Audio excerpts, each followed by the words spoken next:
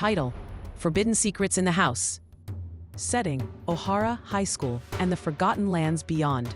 It was a quiet, dusky evening in O'Hara High School, the kind of evening that made the shadows stretch long and the whispers echo louder. The school library, with its ancient scent of old paper and secrets, was nearly empty, except for Jacob, Eli, Ravi, and Amir. The four friends, notorious for chasing mystery and madness, were passing time among the forgotten shelves in the West Wing, where no student usually wandered.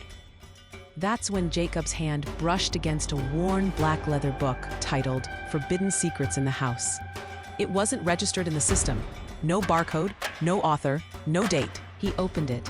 Inside, nestled between yellowed pages, lay an empty brass compass. No needle, no markings, just a hollow circle in the center, glowing faintly. Startled, the boys rushed to the librarian, a peculiar old woman named Miss Zayana, whose presence always seemed more ghost than human. Jacob held up the book and asked, "Do you know what this is?" Miss Zayana looked at him, her eyes foggy with age, but burning with secrets. "The secret," she whispered. "You have to be the secret." Before anyone could question her further, she turned and walked into the dim corridors of the archive and vanished. Puzzled but intrigued, the boys returned to their favorite haunt behind the school, the abandoned garden, overgrown and untamed, with a crumbling fountain at the center and rows of rotting rose bushes. That's when it happened. The book fluttered open by itself, pages turning in a frenzy. Then it stopped. Ink bled across the page. The secret of the garden lies beneath the soil. Crawled down their spines, but Jacob, always the brave one, stepped forward. "We have to dig the rose garden," he said, his voice steady. With trembling hands, they pulled out sticks, stones, anything they could use, and began to dig. Not deep down, they unearthed something that froze the air around them. A small skeleton wrapped in tattered school uniform. Beside the bones, a rusted name tag, Elias. Then more words appeared in the book. "The boy who was killed must live again." Before they could comprehend it, the compass, still empty, started glowing. A thin red line formed, slowly pointing northeast. "To the river," whispered Ravi. At the banks of the murky Serpent River, the book flipped open again, violently this time. The ink wasn't just black, it was bleeding darkness, and it wrote, "The identification of the Dark King arises."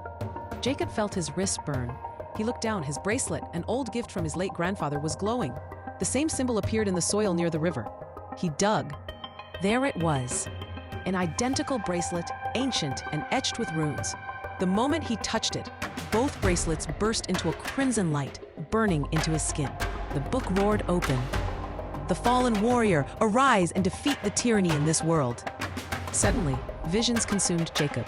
A forgotten war, a kingdom lost to shadow, a dark king rising in deceit, and himself, not as Jacob, but as Kale, the warrior who once fought him and failed. Now awakened, Jacob turned to his stunned friends. "The Dark King is back, and I'm the only one who can stop him." Together, they followed the compass through a hidden portal beneath the river's edge, an entrance to the forgotten realm, where time bent and shadows ruled. There, in the heart of a ruined palace, sat the Dark King, Elias, the boy whose body they'd found, now resurrected through ancient black magic to rule in darkness. Jacob drew a sword that materialized from his bracelet, forged of memory and fire. A battle erupted, echoes of the past clashing with the will of the present. Friends stood by Jacob's side, wielding light born from their courage. When the final strike fell, the Dark King screamed, turning to ash, releasing his grip over the land. The skies cleared, the compass vanished, the book sealed shut. Back in Buhara, the garden bloomed again. The skeleton was gone. The school felt lighter, warmer, as if a curse had lifted. Miss Zayana met Jacob at the gate and said, "You found the secret because you remembered who you were." Jacob smiled. The past was behind him, but the warrior had returned,